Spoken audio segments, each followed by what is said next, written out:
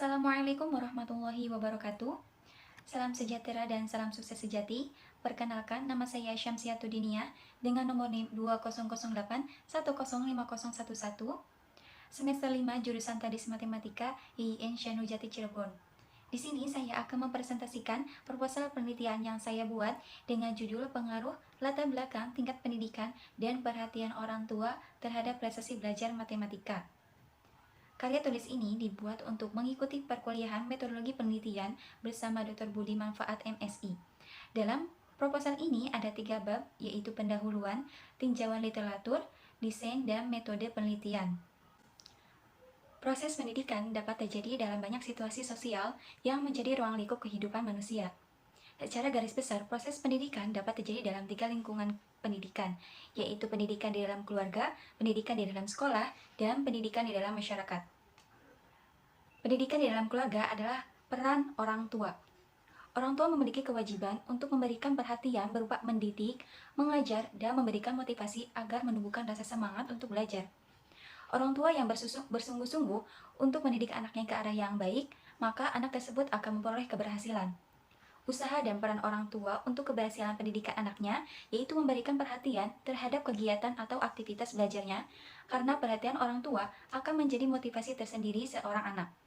Anak akan menjadi lebih semangat dalam belajar karena mereka tahu bahwa orang tuanya mendukungnya untuk maju, sehingga dia tidak merasa berjuang sendiri untuk memperoleh sebuah keberhasilan belajar. Contohnya seperti saat pandemi, peserta didik lebih banyak melakukan kegiatan belajar di rumah. Hal ini menjadi tantangan tersendiri untuk orang tua yang harus menggantikan pendidikan dalam membimbing dan mengawasi anaknya ketika belajar di rumah. Untuk orang tua yang memiliki anak yang sudah memasuki jenjang SMP atau SMA, bahkan perguruan tinggi, hal itu tidak terlalu menjadi kendala karena mereka bisa belajar secara mandiri dan didukung oleh kecanggihan teknologi.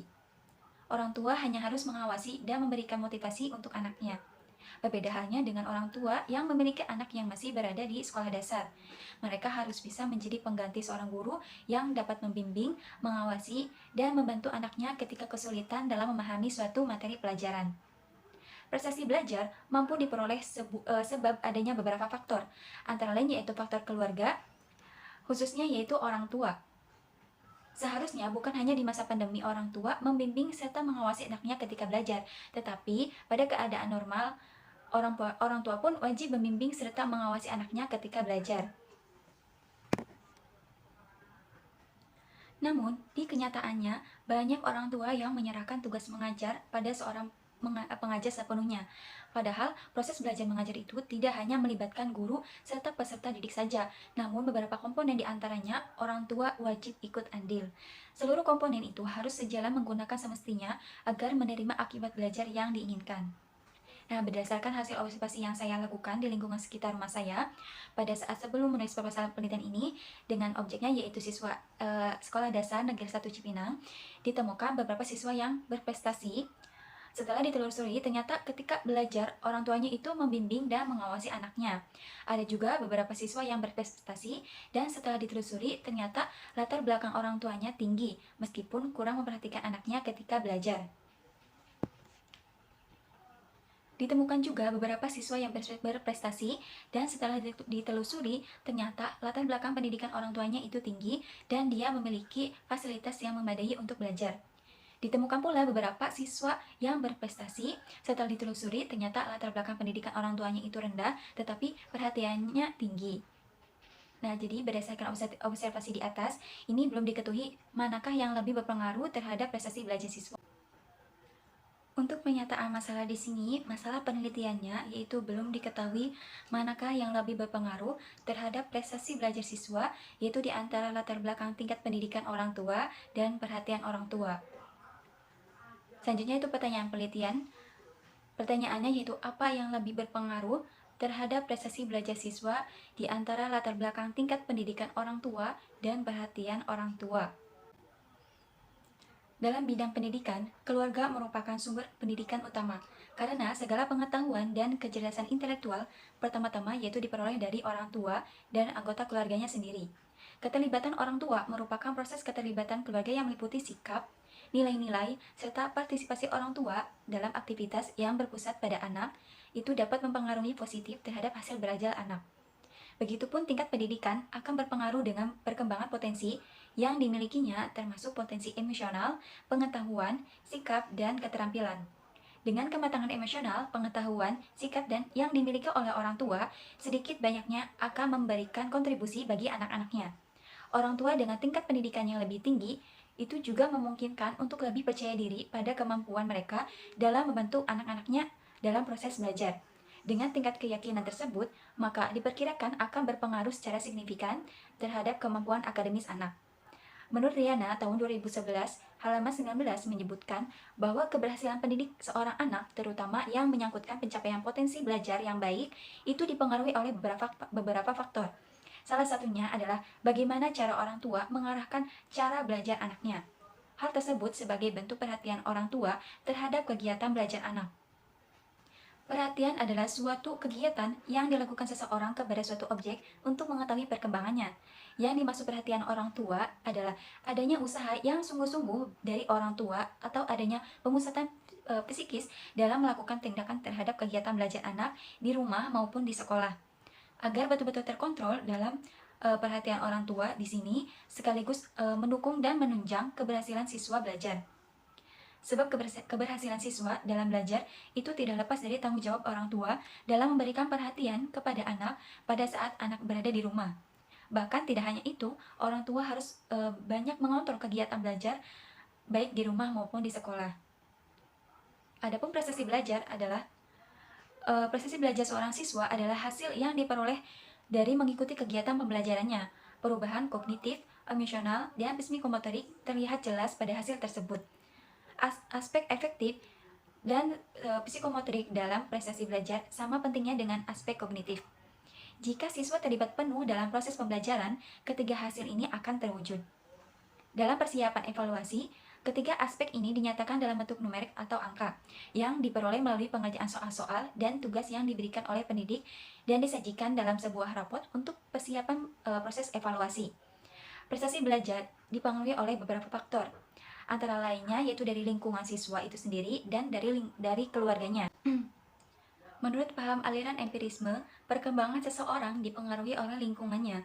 Oleh karena itu, aliran ini berpandangan bahwa hasil belajar seseorang besar pengaruhnya pada faktor lingkungan.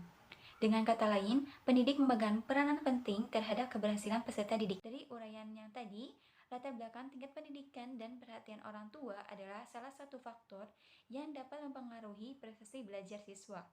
Tetapi masih belum diketahui ini manakah yang lebih berpengaruh, salah satu atau keduanya. Dari beberapa jurnal yang saya baca, sudah banyak jurnal yang meneliti pengaruh perhatian orang tua dan latar belakang pendidikan orang tua terhadap prestasi belajar siswa. Hasil penelitiannya mengatakan bahwa perhatian orang tua dan latar belakang pendidikan orang tua memberikan pengaruh yang signifikan terhadap hasil belajar siswa. Di antaranya, penelitian yang dilakukan oleh Martinus tahun 2014 dan Nur pada tahun 2015 dengan judul penelitiannya yaitu pengaruh tingkat pendidikan orang tua siswa terhadap prestasi belajar pada bidang studi matematika siswa kelas 8 SMP. Hasil penelitiannya menunjukkan bahwa tingkat pendidikan orang tua memberikan pengaruh terhadap prestasi atau keberhasilan belajar siswa dan memberikan pengaruh yang positif terhadap hasil belajar bahasa Indonesia siswa SMK Kesehatan di Kota Tangerang.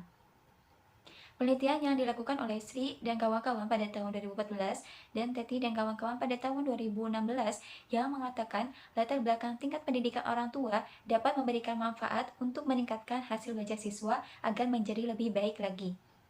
Dan yang terakhir yaitu penelitian yang dilakukan oleh Afiatin pada tahun 2015 dan Eki dan kawan-kawan pada tahun 2019, Rita dan Arfatin pada tahun 2016 menyatakan bahwa perhatian orang tua memberikan pengaruh yang signifikan terhadap hasil belajar siswa. Berdasarkan teori-teori yang diacu, hasil-hasil penelitian sebelumnya, dan kerangka berpikir yang dibangun, peneliti kemudian bisa memperkirakan jawaban atau hasil dari penelitian yang akan dilakukan. Maka yang menjadi hipotesa dalam penelitian ini adalah tingkat pendidikan orang tua lebih berpengaruh dibanding dengan perhatian orang tua terhadap prestasi belajar matematika. Jenis penelitian yang digunakan adalah correlational research yang bersifat ex post facto karena penelitian ini tidak Jenis penelitian yang digunakan adalah correlational research yang bersifat ex post facto karena penelitian ini tidak memanipulasi keadaan, tetapi langsung menentukan apakah ada hubungan dan tingkat hubungan antara kedua variabel yang akan diteliti. Penelitian ini menggunakan pendidikan kuantitatif karena data yang diperoleh akan disajikan dalam bentuk angka. Sumber data dalam penelitian ini adalah data primer dan data sekunder. Untuk pengumpulan data latar belakang tingkat pendidikan orang tua dan perhatian orang tua menggunakan data primer karena data yang dikumpulkan peneliti diperoleh melalui pengambilan data di lapangan langsung. Sedangkan untuk pengumpulan data hasil belajar menggunakan data sekunder karena peneliti mengambil data tersebut melalui dokumentasi nilai rapot siswa kelas 5 semester ganjil. Lalu teknik pengumpulan data. Teknik pengumpulan data yang dilakukan dalam penelitian ini adalah pengukuran. Pengumpulan data latar belakang pendidikan dan perhatian orang tua diperoleh dengan menyebarkan kuesioner kepada siswa kelas 5 yang menjadi objek penelitian. Kuesioner atau angket ini berisi pertanyaan-pertanyaan tentang latar belakang pendidikan dan perhatian orang tua. Sedangkan pengumpulan data prestasi belajar siswa diperoleh melalui dokumentasi hasil nilai rapot siswa kelas 5. Lalu, instrumen pengumpulan data. Instrumen penelitian yang dipakai pada penelitian ini adalah kuesioner atau angket dan dokumentasi. Sebagaimana instrumen yang dikembangkan oleh Rita dan Arfatin tahun 2016 dengan judul penelitiannya yaitu Pengaruh Kemandirian Belajar dan Perhatian Orang Tua terhadap Prestasi Belajar Matematika. Penelitian ini menggunakan daftar pertanyaan tertutup yaitu skala Goodman. Skala yang biasanya digunakan untuk mengecek dan menetapkan nilai suatu faktor kualitatif dalam ukuran-ukuran kuantitatif.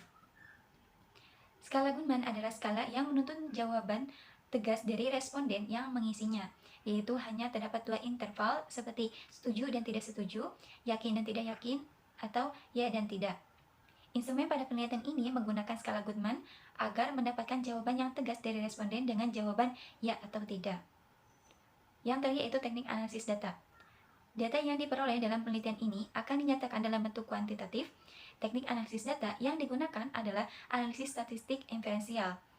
Analisis statistik inferensial ini dilakukan kepada sampel dari suatu populasi, di mana hasil dari data tersebut mewakili seluruh populasi dan hasil tersebut bisa dijadikan untuk menarik kesimpulan dan membuat keputusan dari analisis data yang dilakukan.